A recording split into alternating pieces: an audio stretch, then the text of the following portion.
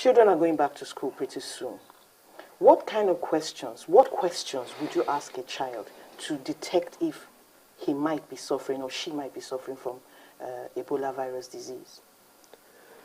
Creating awareness within the family is the first step, because the teacher has limited time with the pupil.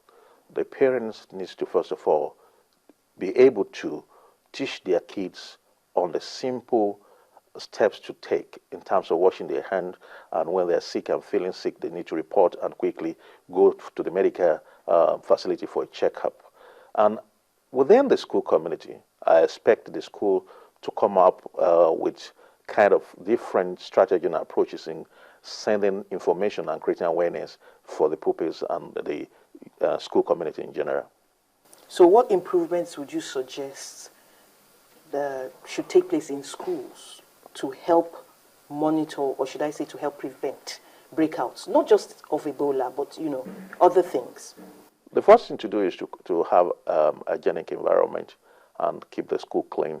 And the schools should have sanitizers and hand washing procedures established. Then, of course, running water. Running water is just fundamental to this prevention.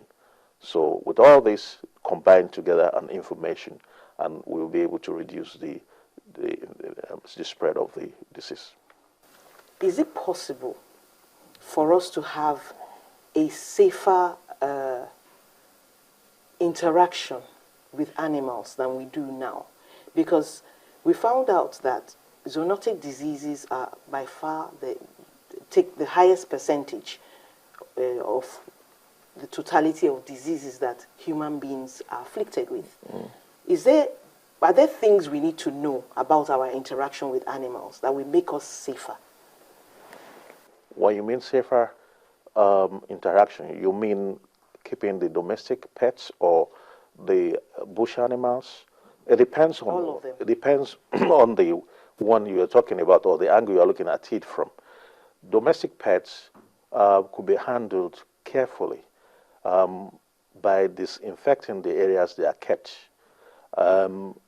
People eating bushmeat also should think twice at this moment, because what we are trying to do now is to contain and control the spread. So people that are in habit of eating bushmeat also should be careful and take some precaution. Should we be careful about how human beings invade forests? This is what I mean. We keep spreading. Human beings keep taking up more territory for themselves. Are there ways we can do it so that we will not have these breakouts, or we have less of them?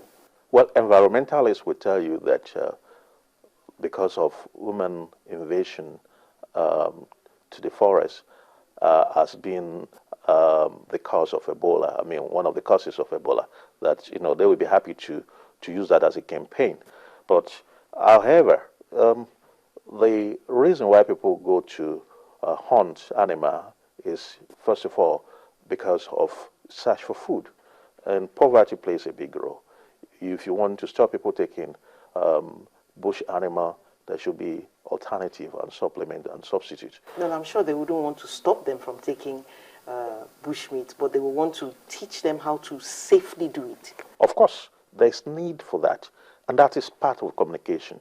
That is where sensitization and awareness creation is coming in, because it will be a total package. You cannot talk about prevention without talking about, safe interaction with animals and, safe eating of all these animals. So it is part of the processes of communicating with the community.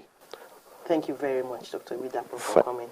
We're going to have to stop the program at this point. Thank you. Thanks for coming. Thank you. Thank you for being with us and giving us your time today. Have a great day. I am Mary Alale Yusuf.